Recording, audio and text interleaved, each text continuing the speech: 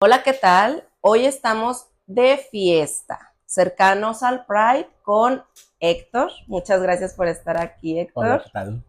Y vamos a presentar a nuestro patrocinador Piyali. Gracias. Hoy con un chai, saludcita, algo fresquito para hoy, para estos días de calor tan fuerte. Y bueno, Héctor Mesa es licenciado en psicología, maestría en sexualidad y equidad de género, especialidad en sexualidad clínica, director del Instituto Promotor del Desarrollo, director de la Clínica de la Diversidad Sexual SURA, profesionista en sexología de Aguascalientes y muchas otras cosas más que ya las iremos poniendo, ¿sí? Esto es un resumen chiquitito. Así que bueno, con esta amplia invitación a que nos vean, vamos a empezar aquí a preguntarle a Héctor un chismecillo de una exalumna, Dani, a todos los que nos conocen. A ver, Héctor, que por ahí tú estás encargado de Meche, no sé cómo decirte, en la marcha que se hace aquí en Aguascalientes en el mes Pride. Así es. Pues creo que de Meche es la mejor forma de decirlo. Sí, Meche. Creo que no tenemos como una persona encargada, sino que se ha vuelto un comité Ok. mucho más amplio en el que participan varias personas. Emanuel hace una labor padrísima en coordinar a quienes coordinamos, pero a lo mejor estuve un poquito más de lleno en años pasados. Ok. Estoy en un comité muy específico que es el de la comparsa que abre la marcha, Ok. un poquito en la seguridad, un poquito también en la cuestión de los automotores, la organización de automotores y cosas así. Pero ahí estamos, y al final de cuentas es bonito este grupo, este equipo de trabajo, porque está hecho a partir de muchas personas que trabajamos otros activismos. Es decir, que durante el año estamos trabajando en cuestiones para derechos humanos, en cuestiones para la atención de población de la diversidad sexual, en acompañamiento, en cuestiones legales y cosas así. Sí, Diferentes sí, sí. activismos, pero en el Pride nos juntamos, nos organizamos para poder hacer la marcha del orgullo. Ok, a ver, entonces platícanos cómo la organizas o cómo formas parte de este comité años anteriores. Pues cada año ha sido diferente y ha sido un reto impresionante. ¿A qué se enfrentan? ¿Cuáles son esos retos? Mira, ¿Qué envidias hay? fíjate que sí, un poquito el chisme Sí, de las sí. envidias, es que no debería de ser así. Una de las cosas con las que hemos batallado mucho es qué sentido darle en Aguascalientes a la marcha.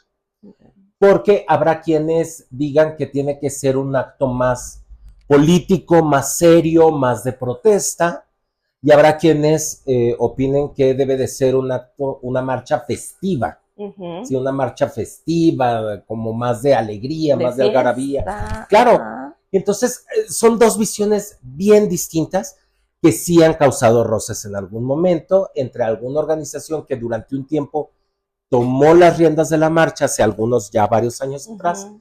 luego la soltó y la toma otro grupo.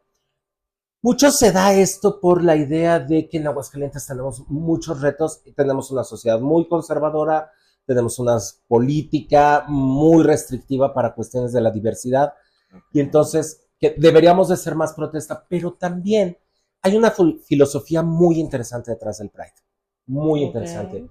que es la alegría es revolucionaria. Ujú. La alegría, el orgullo, es decir, el antónimo, digámoslo Ujú. así, de la vergüenza, del miedo, del ocultarte, del que no te vean, del que nadie sepa, del aquí no pasa nada, etcétera. O sea, lo contrario a la vergüenza que dicen Ujú. deberías de sentir por ser de la diversidad es sentirte orgulloso. Ujú. Y entonces, desde esa lógica, se dice, bueno, el orgullo también es como esa alegría y ese coraje y esa valentía de salir y mostrar quién eres y de vivirte como eres y de salir con tu pareja o de salir con tus amigos o con tu familia o tú solo Ujú. y marchar y tomar las calles un día, ¿no? Entonces es como en ese sentido el que le hemos querido dar, se le ha querido dar sí un sentido de fiesta, aunque hay muchas cosas por las cuales protestar, aunque hay muchas cosas por las cuales seguir como en pie de lucha, por supuesto, también hay muchas cosas por las cuales alegrarnos y por las cuales, como decir, aquí estamos. Entonces, ese ha sido como la filosofía que hay detrás de la marcha, ha sido ahí un punto. Otro, las cuestiones económicas. En años pasados, el antepasado, si no mal recuerdo, bueno, por ahí tuvimos una cuestión medio complicada, porque en algún momento se nos ocurrió que era buena idea invitar a los diferentes órdenes de gobierno a que también participaran, así como le ponen lana a la romería y le ponen lana al desfile de tal cosa y le ponen lana a... O sea, ¿por qué con nosotros no? Entonces, y después de ahí se vino es que están comprados, es que están, ¿sabe qué? Es que, a ver, espérate, no estamos comprados, nada más pues, estábamos exigiendo a las autoridades que también participaran en este tipo de cosas, o sea, que también participaran en la promoción de los derechos para las personas de la diversidad. Entonces, como que ahí fue. En un año coincide la marcha con tiempos electorales, como coincide también la organización de esta marcha con las elecciones, pero sí, ya aprendimos la lección y ya no nos metimos. En algún momento quisimos, en aquella ocasión, invitar a candidatos, candidatas, candidates que tenían algún tipo de propuestas sobre cuestiones LGBTIQ+, a que participaran, pues, para que la población de la diversidad los conozca, para que sepan qué está opinando cada quien, o sea, sin tomar partido por nadie, acercar a la población a interesarse en la política que al final de cuentas nos compete. Bueno, y entonces es que ya se hicieron partidistas, es que ya tienen... Pero invitamos a todos los partidos por igual. No, es que ustedes ya están haciendo proselitismo. Ha sido complicado como ir entendiendo. Retos. Sí. Desde el dinero, la política, cabildear, los permisos, tránsito fue un reto también. Esperemos que este año se pongan las pilas porque nos han mandado 2 motos y tú dices, es una marcha de miles de personas, o sea, sí las contamos por miles. El año pasado, no me acuerdo el conteo, pero bueno, era una fila impresionante, desde 16 de septiembre, que es de donde damos vuelta, llegaba hasta la glorieta del Quijote, la marcha completa, o sea, fue una marcha inmensa. Y 3, 4 motocicletas, ¿no? Entonces, que dices, no, se necesita un operativo de vialidad mucho más grande porque ya no es suficiente. Si no es suficiente con 2, 3 motos. Ha sido también un reto. Hace algunos años, no sé si recordarás, precisamente al inicio de la marcha, un conductor quiso pasarse, y lamentablemente falleció un compañero rojo, y fue todo un tema, ¿no? Esta falta de seguridad ha sido como muchas cosas, han sido muchos retos, pero al final de cuentas yo creo que año con año lo que vemos es que cada vez más personas salen, marchan, se hacen acompañar de familiares, se hacen acompañar de amigos, y se va volviendo un ambiente festivo, pero también al mismo tiempo de estas otras familias que no vemos o que creemos que ni existen, ¿no? Entonces es padrísimo. ¿Qué puede encontrar algún chico, alguna chica que dice, yo nunca he ido, me interesa ir? ¿Qué podrían encontrar? Uy. O descubrir. Yo creo que te voy a platicar la primera vez que yo estuve en una marcha. Porque yo era de la idea antes, y antes de involucrarme en el activismo y todo esto, yo era de la marcha de, o sea, sí, pero no, es que a mí como que eso no me representa, a mí eso como que no, es que, y bueno, pues al final de cuentas, he venido de una familia muy conservadora, he venido de escuelas religiosas y cosas así, entonces, la primera vez que fui hasta con miedo, la verdad. Incluso es más, hasta el miedo que me vieron. Como quien me vaya a conocer en ese tiempo, pues nadie, pero yo hasta miedo tenía. Sí, sí.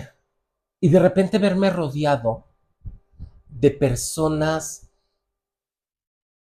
que, pues como bien lo dice el nombre, es el orgullo, ¿no? Entonces, de personas alegres, de personas mostrándose como son, personas, viviendo la fiesta, que llegaban y se abrazaban y se platicaban y se acompañaban y gritaban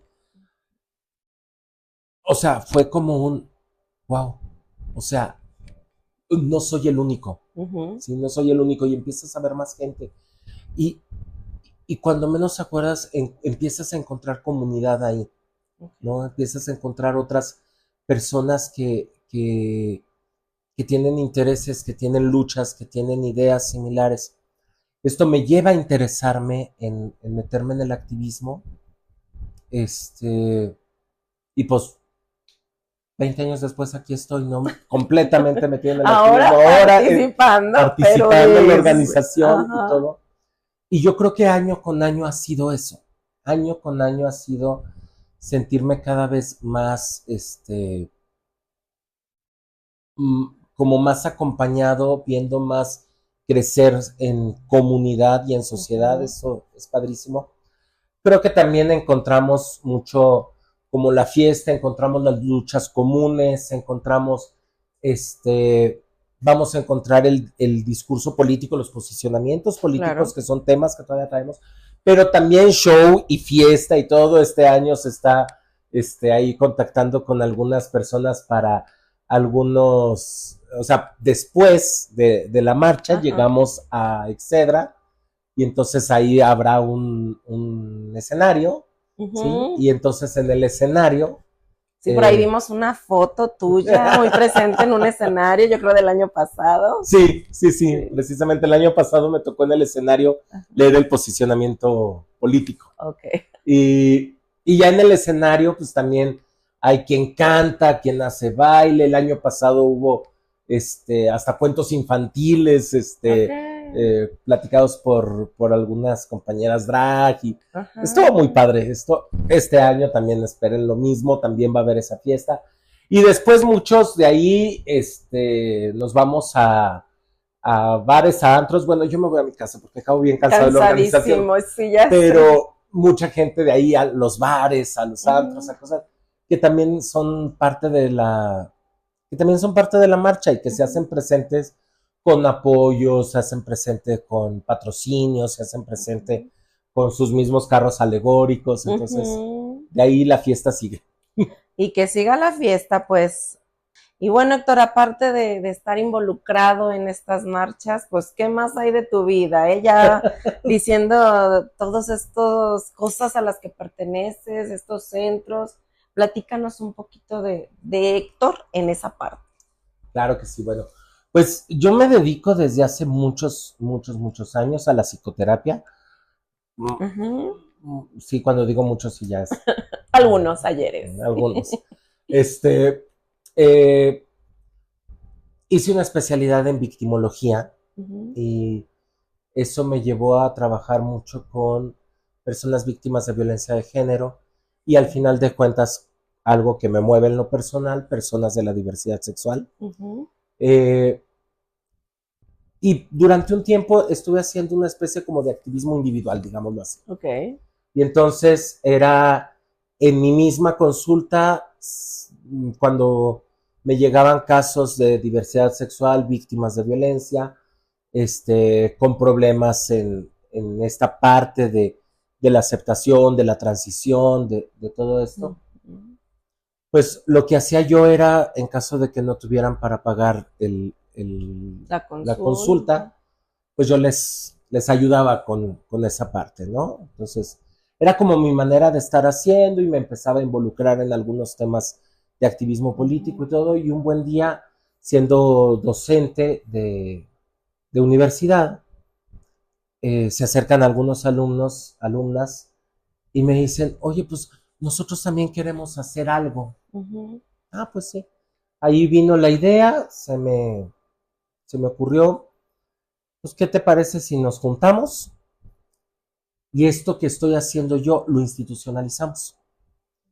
Y entonces de ahí surge la Clínica de la Diversidad Sexual Sura, que ya llevamos algunos añitos, 5 años trabajando en la atención psicológica a costos de beneficencia, o sea, vamos 5 pesos, 120 creo que es lo más que cobramos, a personas de escasos recursos que son de la diversidad sexual y que por alguna cuestión necesitan una atención psicológica. Ok, ¿podrías mencionarlo nuevamente y las redes sociales donde pueden encontrarlo? Claro que sí, estamos en Facebook como Clínica de la Diversidad Sexual, estamos en TikTok y Instagram como Sura, nada más. Ok. O Clínica Sura, perdón. De todas maneras, ahí anotaremos las redes. Y estamos físicamente, estamos en Álvaro Obregón, 339, zona centro, en Aguascalientes. Y actualmente ya somos un grupo de 15 profesionistas. 15 profesionistas especializados en diferentes áreas, pero todos relacionados al trabajo con víctimas de violencia, al trabajo con diversidad sexual, al trabajo con población que vive con VIH y con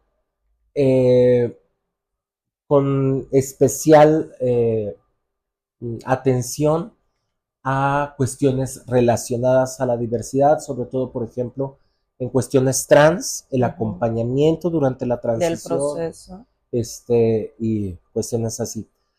La idea de Clínica Sura es no solamente en los procesos de desvictimización, sino también nos encontramos con una realidad fea en Aguascalientes. Lo tengo que decir así, muy fea. Desgraciadamente, muchos profesionistas de salud mental se prestan para lo que vendría siendo los ecosics, ¿sí? Los esfuerzos para corregir la identidad sexual, la orientación sexual y la identidad de género. Entonces, que son las llamadas terapias de conversión. Ya. Y entonces que se prestan para que el papá llegue al hijo y, oye, pues, es que necesito que me lo corrijas. Y empiezan con este tipo de terapias es que ha de estar confundido, es que ha de estar esto, es que ha de estar lo otro, y empieza hay un problema pues incluso legal, ya no solo es de ética, o sea, ya está por ley, ya está penado por ley las terapias de conversión, sin embargo se siguen dando. Nos encontramos con otro tipo de profesionistas, muy lamentablemente, que hay un prejuicio en ellos, que aunque el consultante venga a terapia por una cuestión de, ay, se murió mi perrito y estoy en duelo y entonces al decir, soy gay, la terapia empieza a girar en torno a eso. ¿Sí? Cuando el problema no es eso. Sí, y empieza a girar en torno a eso, y es que seguro has de tener un trauma, es que de seguro has de pasar esto, es que, a ver, y cuéntame tu infancia. Pues, ¿qué tiene que ver la infancia con mi perrito que se murió? Pues cuéntamela, porque algo ahí hay malo, ¿no? Y entonces empiezan, y mucha gente llega a consulta con nosotros diciendo, he estado con 1, con 2, con 10 terapeutas, y la sensación que me llevo siempre es una sensación de estar siendo juzgado, de estar siendo juzgada, ¿no? Entonces, también Sura pretende que, aunque las personas no vayan precisamente por una cuestión de violencia, que sí encuentren un espacio libre de juicio, libre de estas cuestiones en las cuales forzosamente queremos ver un problema relacionado a la orientación sexual o a la identidad de género, ¿sí? y que entonces su terapia sea como eso, o sea, una terapia según lo necesito Sí, sí. y según mis objetivos que traigo, libre completamente de estos juicios y de estos prejuicios. Qué interesante, qué importante y qué lamentable, ¿no? También por los colegas que aún siguen generando o prestándose a hacer este tipo de cosas donde sabemos que no, ni siquiera va por ahí, no es la situación. Sí, sí, es lamentable y preocupante, ¿sabes? Ujú, Yo creo que una de las cosas en las que me he dado cuenta es que la práctica es mucho más común. En la práctica es muchísimo ujú, más común de lo que creeríamos, ¿sí? Y nos encontramos, y a mí yo me he llevado muy malas sorpresas, lo voy a decir así. ujú. Ahora sí que abusando de el chisme, este, me ha tocado gente que pues yo le tenía como muy buena estima profesional, ¿no? O sea, Ujú. como Esa respeto a su admiración de trabajo, pronto, ¿no? Ajá. exactamente. Que son colegas que los has escuchado en conferencias, que Ajá. los has escuchado hablando de ciertos temas, ¿sí? Y luego de repente darnos cuenta que se prestan para este tipo de cosas, de intentar corregir la orientación sexual, intentar corregir la identidad de género, hacer estas terapias muy basadas en como cuestiones morales, en Ujú, cuestiones, o lo peor que podríamos hacer, o sea, ya un psicólogo que que a estas alturas siga patologizando la diversidad sexual, ujú. o sea, esta idea de que seguramente es porque te violaron, seguramente es porque tienes Un un pasado, abandono ¿no? paterno, estas cosas, ¿no? Ujú, Que al final de cuentas son formas de patologizar la ujú. diversidad sexual, que seguramente está relacionado a tu ansiedad o a tu depresión o a tu... Híjole, vamos, psicólogo que siga haciendo eso a estas alturas, señal de que nunca se Falta, falta. actualizó. No, no, no, no. Es terrible. O sea, es una cuestión ética, es Ujú. una cuestión profesional ahí fea. Y entonces ahí es donde te digo que de repente te llevas el chasco de decir, neta, ¿Cómo?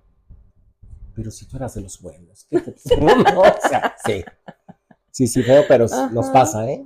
Sí, claro, por supuesto. Nos ha pasado a todos, yo creo que en algún punto o en algún momento, donde los conoces como profesionistas y de pronto los escuchas hablar ya como personas y tú dices, espera, o sea, Como que, conocí este speech y ¿por qué tu ideología ahora es otra? sí, sí, sí. ¿No? Sí, definitivamente. Yo creo que en Aguascalientes, de ahí, y hace ratito que me preguntabas, bueno, ¿y qué hace Héctor ahí como en lo personal? Yo creo que de ahí fue que nos surgió a varias personas ¿qué será? Como 8 meses más o menos. Nos invita Marcela Martínez Ruaro, que ella es una eminencia aquí en Aguascalientes, ha sido eh, promotora de la educación sexual en Aguascalientes Ujú. desde hace 40 años Ok. o más, eh, que ha estado impulsando muchos de la lucha de derechos, de los programas educativos, de la educación sexual integral, ha sido una pionera en nuestro Ujú. estado de este trabajo ahí desde donde lo hacen, desde Secadec, junto con Verona Valencia. Pero bueno, Marcela Martínez Ruaro eh, tiene contacto con pues prácticamente toda la comunidad Ujú. sexológica, la conocemos o tenemos Ujú. relación con ella de alguna u otra forma, y entonces ella tiene a bien decir, pues tenemos que juntarnos, tenemos que agremiarnos, tenemos que hacer fuerza Ujú. precisamente por este intento de hacerle contrapeso a las malas prácticas, Ujú. de hacerle contrapeso a también cuestiones que vienen de lo legislativo, que Ujú. vienen de lo gubernamental, que atentan contra los derechos sexuales y reproductivos de las personas, que atentan contra una educación científica basada Ujú. en en derechos humanos, basado en una ética global y no solamente en una moralidad muy, muy particular. Y entonces, pues tenemos que juntarnos, ¿no? Y tenemos que hacer algo. Y de ahí surge la idea de crear el primer colegio de profesionistas en sexología de aquí de Aguascalientes. Entonces, hacemos el colegio de sexología y el colegio también empieza como, bueno, también respalda esta cuestión de, pues, la educación sexual integral que por supuesto que irá de la mano con garantizar los derechos de las personas de la diversidad. Y como profesionistas, psicólogos que también nos ven, ¿qué necesitarían para formar parte de este colegio? Claro, el colegio básicamente es un colegio de posgraduados porque no existe la licenciatura en sexología en nuestro país. Entonces, lo que existen son los posgrados en sexología o en sexualidad, ¿sí? Entonces, básicamente es un colegio de posgraduados, ¿sí? Entonces, si se tiene el posgrado en sexualidad, en sexología, en sexualidad educativa o en áreas muy relacionadas, porque a lo mejor no lo tengo como tal, mi título no es en sexualidad, pero por ahí puedo tener un posgrado en equidad de género, ¿sí? O por ahí tengo un posgrado en políticas públicas para la igualdad, ¿no? Que vaya relacionado. Que van muy relacionado a cuestiones de género, que van relacionadas a las cuestiones de la sexualidad. Entonces, ahí es donde podemos pedir el entrar al colegio, colegiarnos, y básicamente solo son los documentos. Ahora, nos hemos dado cuenta que aquí en Aguascalientes tenemos muchos sexólogos muy éticos sin título. ¿A qué me refiero? Tenemos compañeros, compañeras, que como no existían los posgrados de sexualidad aquí, o sea, realmente que se ofrezca aquí en Aguascalientes la maestría de sexualidad. Al alcance aquí. Sí, tenemos poquititos años. Pero entonces había mucha gente formada con diplomados, con cursos, con congresos, que se había estado informando, que es autodidacta, que está estudiando una cosa y otra y que toma una cuestión en línea. Y como tal no tiene el posgrado, pero tiene mucha formación en sexualidad, en sexología. Y entonces a estas personas también tienen la opción de colegiarse, pero en lugar de pedirles título del posgrado, más bien la formación. Sí, lo que se les pide es pues comprobar esta formación, comprobar sus cursos, sus diplomados y llevar una carta de recomendación. Y con eso pueden colegiarse. Muy bien. Héctor, pues una pregunta para ti personal, si la quieres compartir. ¿Qué tan fácil o qué tan difícil fue para Héctor tomar ciertas decisiones en la vida, tomar este orgullo, esta marcha que tú decías, qué miedo, me va a dar vergüenza si alguien me ve? ¿Qué tanto fue para Héctor persona? Uy, también te deberían de patrocinar a alguien que venda Kleenex. Si me vas a hacer estas preguntas. No, ya. Aquí los traemos. Fíjate que yo creo que ha sido un proceso, o sea, no te puedo hablar de un momento, te puedo hablar de un proceso. Claro. Yo creo que desde que el proceso empieza desde muy chiquito, desde muy chiquito, el darme cuenta para mí, ¿sí? Porque, y ahí empezamos con una de las cosas más terribles, que es el estigma interno, que es esta idea del, creo que estoy mal, creo que no debería de ser, y luego yo en una formación familiar y personal católica, pero además de católica muy moralista, ¿sí? Porque no todos los católicos son moralistas. ¿Sí? Y entonces, bueno, yo me sentía la peor cucaracha del mundo, ¿no? Por esto. Seguramente soy pecador, seguramente soy esto, seguramente soy la otra. Entonces, era un proceso hasta que afortunadamente, y ahí lo importante de hacer comunidad, ahí lo importante, que al toparme con otras personas, yo logro decir, ay, no hay problema, no soy el único, ¿sí? Y entonces creo que esa es una primera parte, el hablarlo públicamente, sobre todo con la familia, es otro problema. Afrontar el rechazo, yo creo que ha sido de los momentos más dolorosos de mi vida. Justo después de que mi familia y de que mis amigos saben que soy gay, creo que viene una etapa súper dolorosa porque fue el rechazo total. O sea, de los mismos amigos. De amigos y de familia, ¿sí?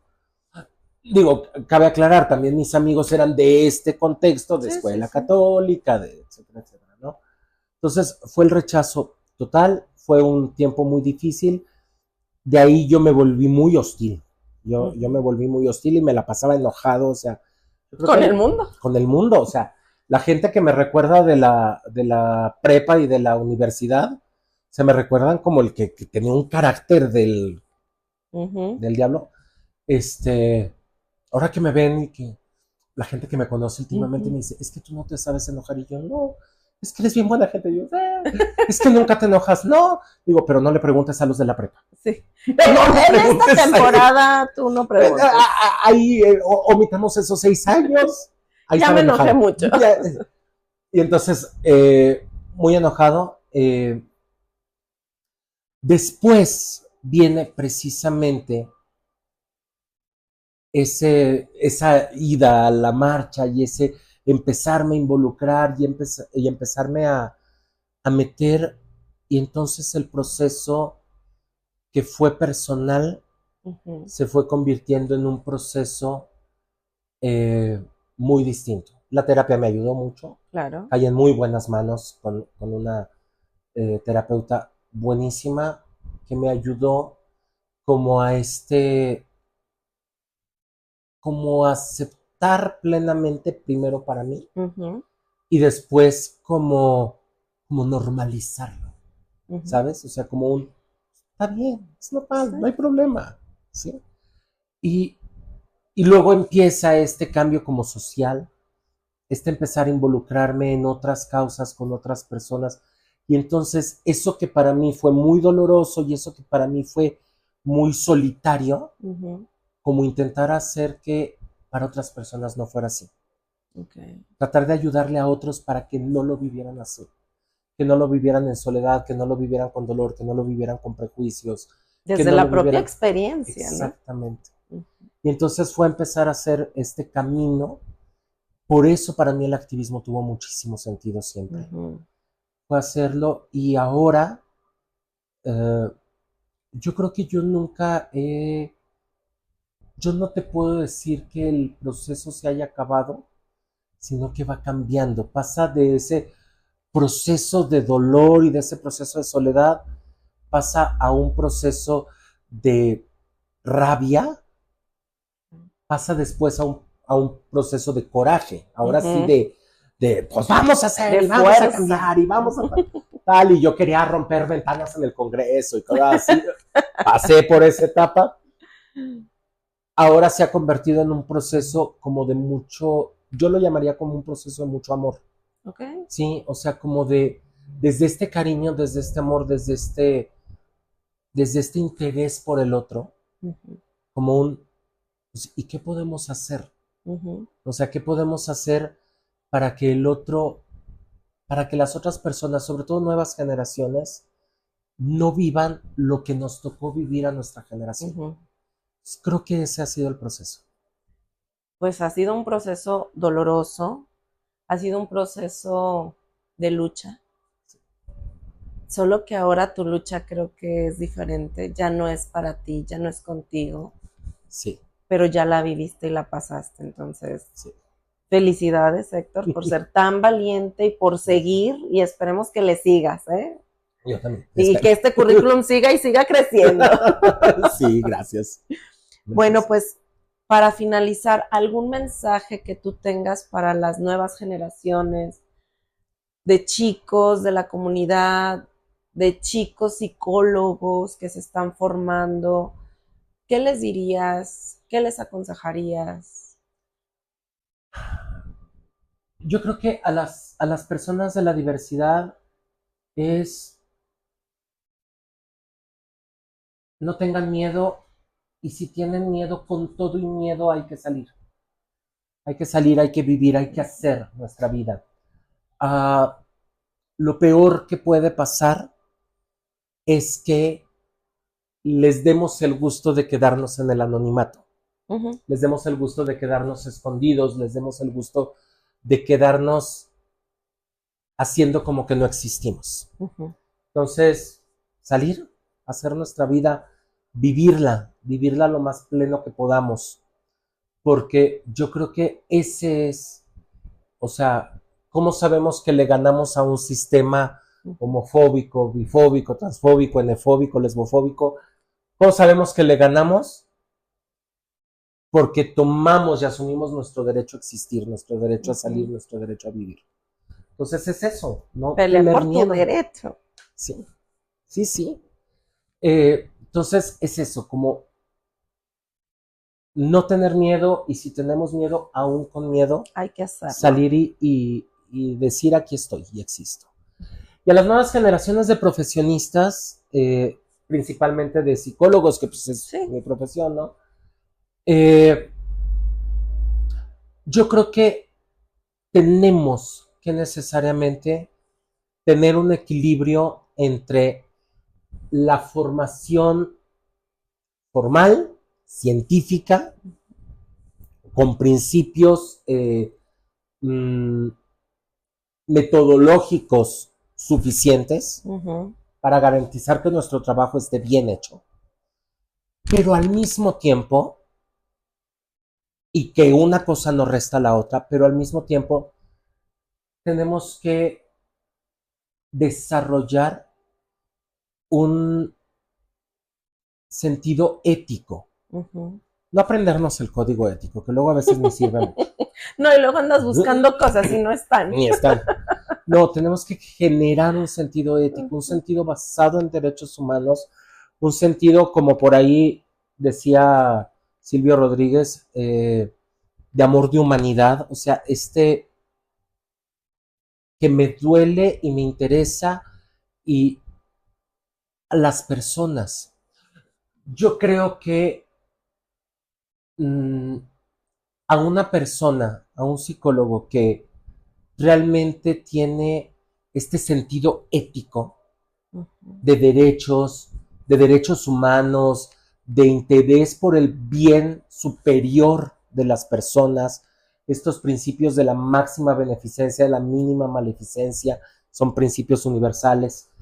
Cuando un profesionista realmente desarrolla esto, puede trabajar con cualquier población sin causarles daño, sin discriminar, porque pues entonces podemos entender estos son iguales, ¿no? Independientemente de cualquier cosa.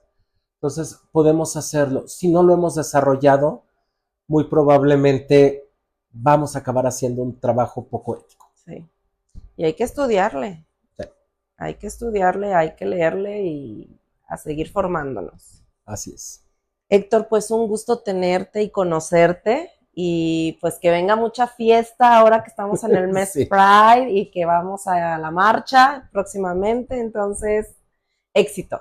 No, pues muchísimas gracias. Éxito en todo lo que hagas. Esperamos. Claro que ahí te esperamos en la marcha. Muchas gracias, sí, tengo muchos amigos, entonces nada más que luego ellos se me van a México, entonces hasta México.